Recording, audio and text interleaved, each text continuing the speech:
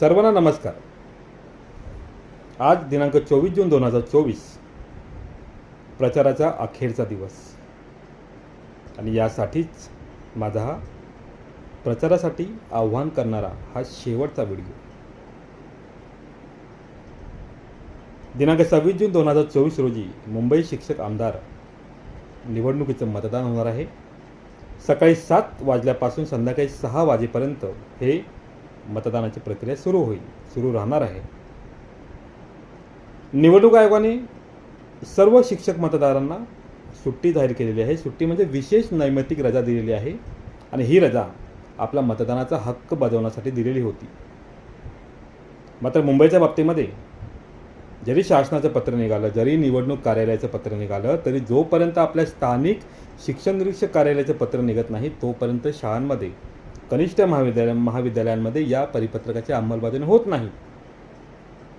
त्यामुळेच कुठेतरी आपण मुंबई शिक्षण उपसंचालक कार्यालय, मुंबई उत्तर विभाग, मुंबई दक्षिण विभाग, मुंबई पश्चिम विभाग या कार्यालय स्तरावरती आपण पाठपुरावा करून त्यांना निवेदन देऊन थांबलो नाही, तर सातत्याने पाठपुरावा करून मुंबईतील सर्व शिक्षकांना, मतदार शिक्षकांना 26 जून रोजी विशेष नैमित्तिक रजा मिळावी यासाठी आपण प्रयत्नशील होतो आणि आपल्या प्रयत्नांना कुठेतरी यश मिळालेलं असून मुंबई शिक्षण उपसंचालक कार्यालयांनी विशेष नैमित्तिक रजा बाबतीमध्ये पत्र काढलेलं आहे आणि त्या पत्राच्या अनुषंगाने आज मुंबई उत्तर विभाग आणि मुंबई दक्षिण विभागाने सुद्धा आपल्या विभागातील सर्व शाळा आणि कनिष्ठ महाविद्यालयातील मतदार शिक्षकांना 26 जून रोजी मतदानासाठी विशेष नैमित्तिक रजा देण्याबाबतीमध्ये सूचना काढलेल्या आहेत.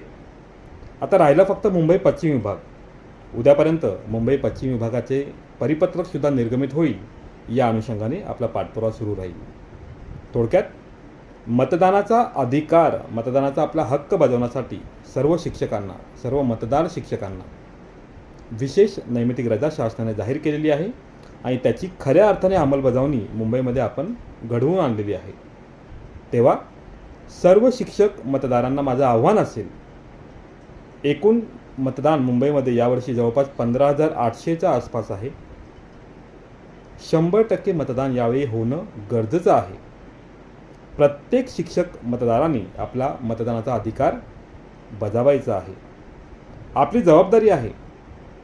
पुढच्या 6 वर्षामध्ये जर चांगले दिवस आणायचे असतील, आपल्या समस्यांमध्ये आणखी वाढ व्हायची नसेल,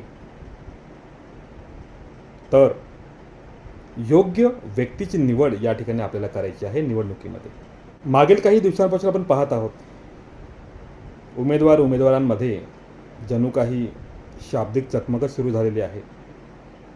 एकाने एक व्हिडिओ टाकला की दुसरा त्या व्हिडिओला प्रत्युत्तर देणारा व्हिडिओ टाकतोय. समोरचा उमेदवार कशा प्रकारे या शिक्षक आमदारकीसाठी लायक नाही हे एकमेकांना दाखवण्याचं काम सुरू आहे. एकमेकांचं खच्चीकरण करून समोरचा कसा या पदाला लायक नाही हे जाहीरपणे मांडण्याचं काम सुरू आहे उमेदवारांमध्ये. पण माझं एक मत आहे, मुंबई शिक्षक आमदारकीची जी निवडणूक आहे त्या उमेदवारांमध्ये जर तुलना करायची असेल तर कामांच्या बाबतीमध्ये तुलना होणं आवश्यक आहे. मागील 6 वर्षांमध्ये किंवा मागील 10-12 वर्षांमध्ये ज्या उमेदवाराने सगळ्यात जास्त काम केलेलं आहे, सर्वात जास्त शासकीय पत्र त्यांच्या नावाने निघालेली आहेत, सगळ्यात जास्त प्रश्न शिक्षकांचे ज्यांनी हाताशी घेऊन शासनाच्या मागे लागून ते प्रश्न निकाली काढलेले आहेत. मग कोरोना कालावधीमध्ये वर्क फ्रॉम होमचा आदेश असू दे किंवा ई कुबेर प्रणालीमार्फत शिक्षकांचे वेतन, खऱ्या अर्थाने ई कुबेर प्रणाली मुंबईमध्ये अंमलबजावणी करण्यासाठी प्रयत्न करणारा उमेदवार असू दे, शिक्षकाचा प्रश्न कोणताही असू दे, छोटा असू दे किंवा मोठा असू दे, प्रत्येक प्रश्न आपल्या हाताशी घेऊन लढणारा उमेदवार, या बाबतीमध्ये तुलना होणं फार गरजेचं आहे. पण आजच्या प्रचारामध्ये बघतोय आपण, कोणी म्हणतंय उमेदवार सेवानिवृत्तीचा उंबरठ्यावरती आहे, मग निवडणूक कशाला लढतोय. दुसरे म्हणतात त्यांच्यावरती भ्रष्टाचाराचा आरोप आहे. पक्षांची कुठेतरी या ठिकाणी भांडणं लागलेली आहेत, चढउतार सुरू आहे, खेचाखेच सुरू आहे. मात्र या सर्वांमध्ये माझ्या शिक्षक आणि शिक्षकेतर कर्मचाऱ्यांची कामं कोणी केलेली आहेत, समस्या जास्तीत जास्त कोणी सोडवलेल्या आहेत, यावर कुठेही आपल्याला भाष्य करताना कोणी दिसत नाही. आज मी तुम्हाला सांगू इच्छितो, जवळपास 2012 सालापासून शिक्षक आणि शिक्षकेतर कर्मचाऱ्यांच्या न्याय हक्कासाठी ग्राउंड लेवलला जाऊन मी लढत आहे. प्रत्येक प्रश्न हाताशी घेऊन तो प्रश्न स्वतःचा प्रश्न जाणून मी सोडवत आहे. ज्याने ज्याने फोन केला साहजिकच त्याचा फोन अटेंड करून त्यांना समाधानी केलेलं आहे. अनेक शिक्षकांना त्यांच्या समस्या सोडवण्यासाठी शासन दरबारी पाठपुरावा केलेला आहे, मग तो प्रश्न धोरणात्मक असू दे किंवा वैयक्तिक असू दे. त्यामुळे आगामी निवडणुकीमध्ये जी 26 जून 2024 रोजी आहे, माझ्या शिक्षक मतदारांनी आमिषाला भूलथापांना बळी पडू नका. साहजिकच आपण जागरूक आहोत.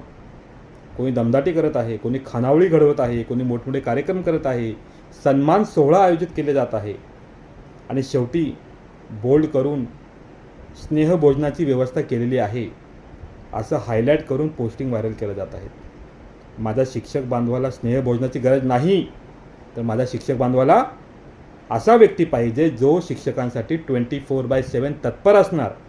कधी त्या व्यक्तीला जर फोन केला तर त्याने तो फोन उचलावा, त्यांच्या समस्या जाणून घ्याव्यात आणि त्या समस्या सोडवाव्यात. असाच व्यक्ती माझ्या शिक्षक मतदाराला यावेळेला शिक्षक आमदार म्हणून हवा आहे. आजपर्यंत त्याच तत्परतेने प्रामाणिकपणे आणि एका ध्येयाने ग्रासून लढत आहे, काम करत आहे. खऱ्या अर्थाने मला शैक्षणिक क्षेत्रामध्ये क्रांती घडवायची आहे. शिक्षकाचा प्रत्येक प्रश्न मला सोडवायचा आहे. प्रश्नाचं जे मूळ आहे ते मूळच नष्ट करून माझ्या शिक्षकाला समाधानी करायचं आहे. हा उदात्त हेतू घेऊन मी ही निवडणूक लढवत आहे. त्यामुळे 26 जून 2024 रोजी सर्व शिक्षक मतदारांनी जाणीव ठेवावी आणि या दिवशी तानाजी राजाबाई केशव कांबळे या नावासमोर 1 हा अंक लिहा आणि आपल्या प्रथम पसंतीचं मत द्या.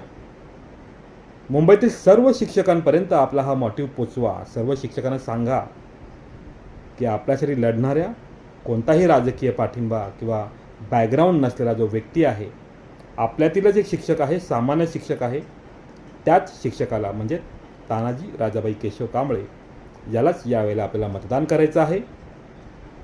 कारण पुढचे 6 वर्ष माझ्या शिक्षकांसाठी धडपडणारा, लढणारा, त्यांच्यातलाच एक नेतृत्व या निवडणुकीमध्ये जिंकणं फार महत्त्वाचं आहे.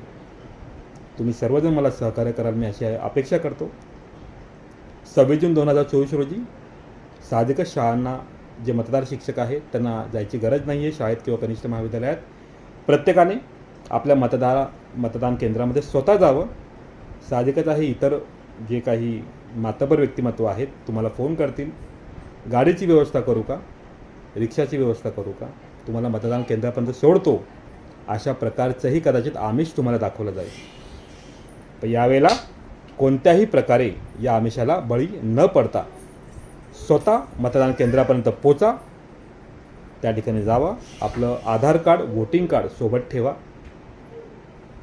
आणि मतदान केंद्रावरील जांभळ्या रंगाचा जो पेन आहे जो तिथेच तुम्हाला मिळेल, त्या पेनाने अनुक्रमांक 8 लक्षात ठेवा.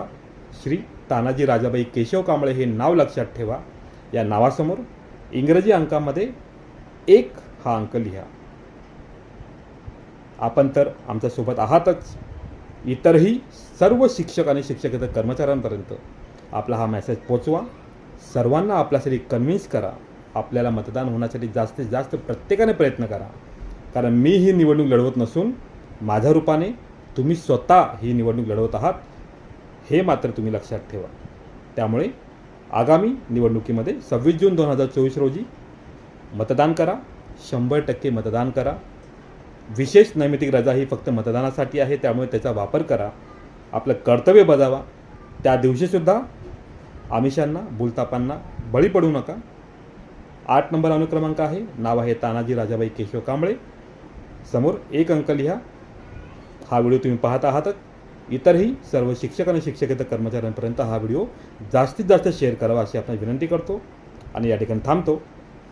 धन्यवाद.